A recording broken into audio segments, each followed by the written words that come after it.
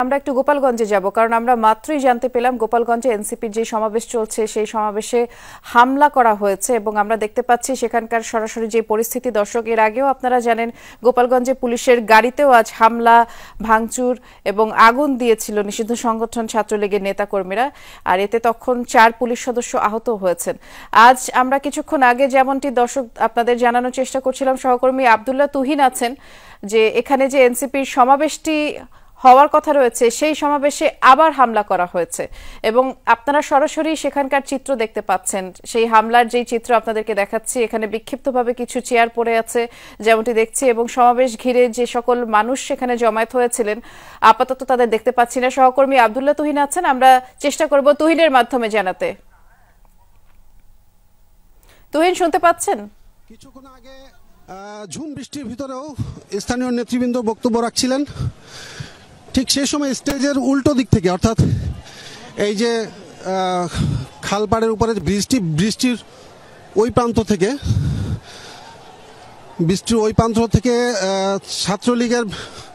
ছাত্রলীগের মিছিল স্লোগান দিতে দিতে একদল এসে পুরো সমাবেশে হামলা করেছে এবং সেই সমাবেশে ঠেকানোর মতো কোনো পরিস্থিতি ছিল না। এখানে আমরা দেখেছি যে পুলিশ এবং এপিবিএনের কিছু সদস্য সেখানে সমাবেশের নিরাপত্তায় যারা ছিল তারাও তাদের হামলার কোনো রকম প্রতিরোধ করার চেষ্টা করেনি, তারা কোনো রকম তাদের ঠেকানোর চেষ্টাও করেনি। তাদেরকেও আমরা দেখেছি তারা ভয়ে সেখান থেকে চলে গিয়েছে।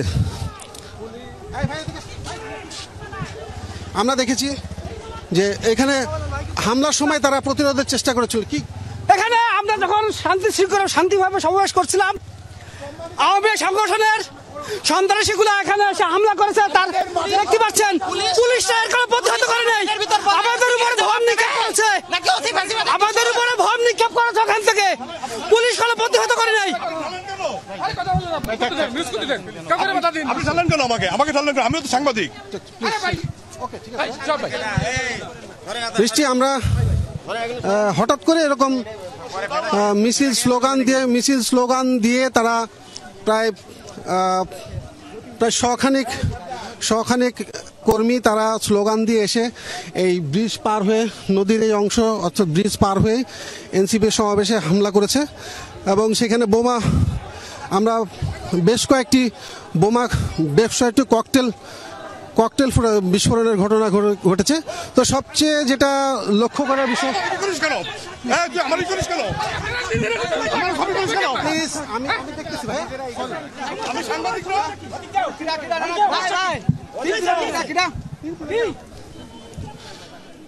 এখানে এই অনাকাঙ্ক্ষিত ঘটনাটি ঘটেছে। তবে লক্ষ্য করার মতো বিষয় যে সমাবেশের নিরাপত্তায় যে পুলিশ সদস্যরা ছিল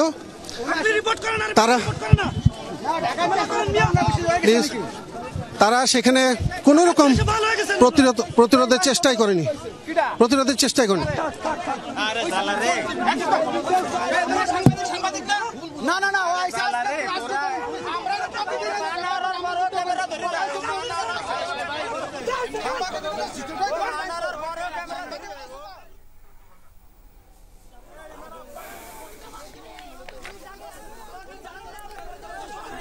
তুহিন, আপনি সেখানে থাকুন এবং আপনি নিশ্চয়ই নিরাপদে থাকবেন। সেখানে বিশৃঙ্খলার যেই পরিবেশ সৃষ্টি হয়েছে সেটি আমরা দেখছিলাম। এখানে বেশ কিছু মানুষ জমায়েত হয়েছে, খুব সম্ভবত এখানে পুলিশ সদস্যের পক্ষ থেকে কোনো ব্রিফিং করাও হতে পারে, কিংবা আমরা জানার চেষ্টা করব সেখানে কি পরিস্থিতি চলছে। দর্শক, এনসিপির যেই পথসভা সেটিকে কেন্দ্র করে কিছুক্ষণ আগে ছাত্রলীগের পক্ষ থেকে সেখানে আক্রমণ করা হয় এবং সেই সমাবেশে হামলা করা হয়, যেমনটি আমরা শুনছিলাম।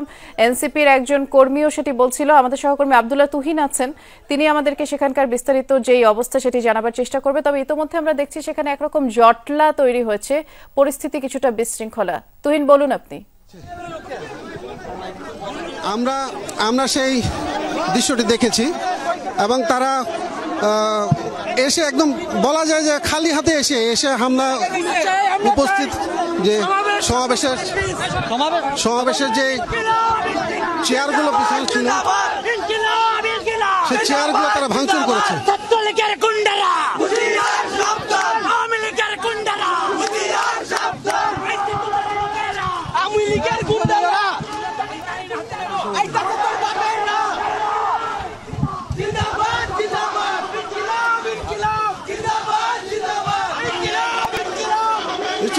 করেই প্রায় 10 মিনিটের মধ্যে হামলার ঘটনা ঘটেছে এবং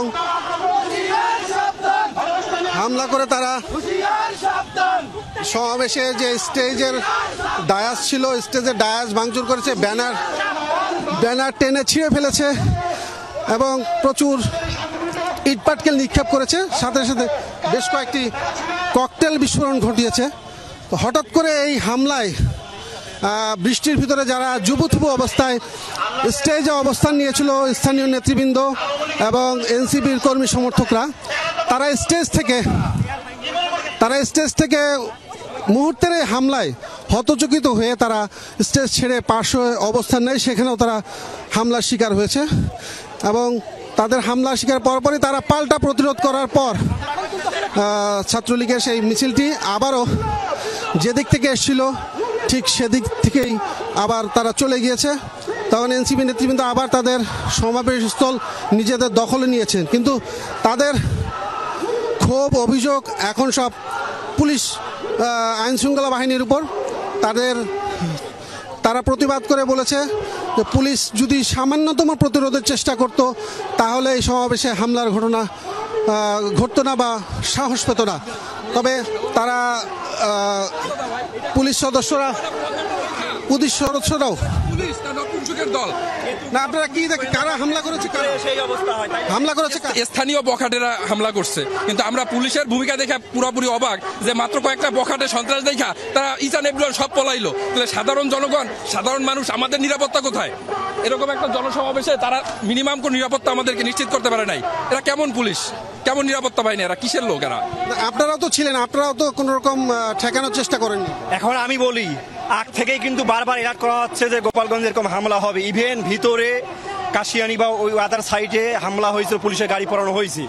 আমার কথা, এখানে গোয়েন্দা সংস্থার লোক আছে, এত পুলিশ প্রশাসন আছে, তবু এরকম একটা গোপালগঞ্জের ভিতরের জায়গায় এসে কিভাবে তারা হামলা করলো? ইভেন আমরা দেখলাম অনেক পুলিশ প্রশাসন, আমরা তাদেরকে ধাওয়া দেওয়ার পর তারপর পুলিশ এসে তাদেরকে ধাওয়া দিচ্ছে। তাহলে এখানে যদি প্রোগ্রাম চলাকালীন অবস্থায় তারা যদি আমাদেরকে উপর একটা আমাদের হামলা হইতো, এই দায় কার উপরে এই দায়? আমি আসছি কোটালীপাড়া থেকে কয়েকটা পিক আপ ভ্যান রেডি করা হয়েছিল এনসিপির পক্ষ থেকে। পরে গোপালগঞ্জ থেকে ফোন গেছে যে আপনারা আইসেন না। আমি কোটালীপাড়া থেকে গোপালগঞ্জ ভিতর থেকে আসছি। কোটালীপাড়া বুজুর্গাদি বাজারে, কাঠি বাজারে কয়েক জায়গায় গাছ ফালাই রাস্তা অবরোধ করছে, ঠিক আছে। আপনার কাঠি বাজারে পুলিশের সাথে বাড়াবাড়ি হয়েছে, পুরো রাস্তা ব্লক, জনজীবন বিচ্ছিন্ন। শুধু কোটালীপাড়া না, গোপালগঞ্জ, টুঙ্গিপাড়া, কাশিয়ানি, মকসুদপুর, সব জায়গায় রাস্তা ব্লক। ইভেন এইখানে যে আজকে হামলাটা হলো, ঠিক আছে, পুলিশের সামনে দিয়ে এসে ওরা হামলা করলো, আমরা পরে চলে গেলাম, এখানে সব ভেঙে ফেললো। প্রশাসন চুপচাপ অবস্থার দাঁড়াই দেখছে, ঠিক আছে। বুঝতে পেরেছি। বৃষ্টি ঠিক এরকম মুহূর্তে আমরা যখন স্টেজে বক্তব্য রাখার সময় শুনছিলাম যে কেন্দ্রীয় নেতৃবৃন্দ টেকেরহাট থেকে গোপালগঞ্জ আসার যে সড়ক, সেই সড়ক দিয়ে তারা প্রবেশ করেছে গাড়ি বহরটি। সামনে পেছনে নিরাপত্তা বাহিনীর সদস্যরা, আইন শৃঙ্খলা বাহিনীর সদস্যরা বেষ্টন করে তারা গোপালগঞ্জ খুব কাছাকাছি চলে এসছেন এবং মঞ্চ থেকে ঘোষণা দেওয়া হয়েছিল অল্প কিছুক্ষণের মধ্যেই তারা নেতৃবৃন্দ মঞ্চে এসে উপস্থিত হবেন। ঠিক সেই সময়ই মঞ্চে ঠিক উল্টো দিক থেকে, খালের ওই পার থেকে একদল দুর্বৃত্ত এসে স্লোগান দিতে তারা ছাত্রলীগের স্থানীয় নেতাকর্মী সেই স্লোগান দিতে তারা এই সমাবেশ স্থলে ঢুকে এই ভাঙচুর চালিয়ে ককটেলের বিস্ফোরণ ঘটিয়ে মোটামুটি অল্প কিছু সময়ের মধ্যেই ব্যাপক আতঙ্ক ছড়িয়ে পড়ে পুরো এলাকায়।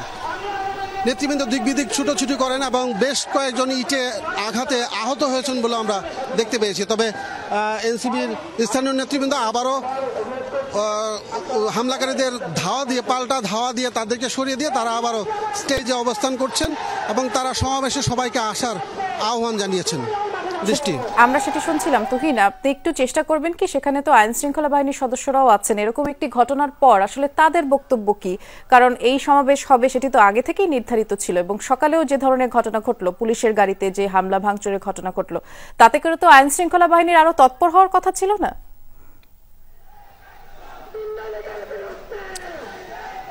আপনার সাথে আমিও একমত, কিন্তু আমার কাছে মনে হচ্ছে তারা ঘটনার একেবারে উল্টো। অর্থাৎ যে হামলাটি হয়েছে আমরা দেখলাম চোখের সামনে যে অল্প কিছু লোক স্লোগান দিতে অতর্কিত যে চুপচাপ এসে হামলা করেছে এমন না। সেখানে খালের ওই পার থেকে, অর্থাৎ প্রায় 3 থেকে 400 গজ দূর থেকে তারা স্লোগান দিয়ে এই সমাবেশ স্থলে এসেছিল। তখন কিন্তু মাঠ ফাঁকা, বৃষ্টি হচ্ছিল, তখন এখানে যে সমাবেশস্থলে নিরাপত্তা দেওয়ার জন্য সামনে পেছনে এপিবিএন এবং পুলিশ সদস্য দুইটি দল এখানে উপস্থিত ছিল। এই পৌর মাঠের সামনে একটি গেট, পেছনের একটি গেট, এই দুটো গেটের যে পুলিশ সদস্যরা অবস্থান করেছে, তারাও আমরা দেখলাম যে হামলাকারীদের ভয়ে তারা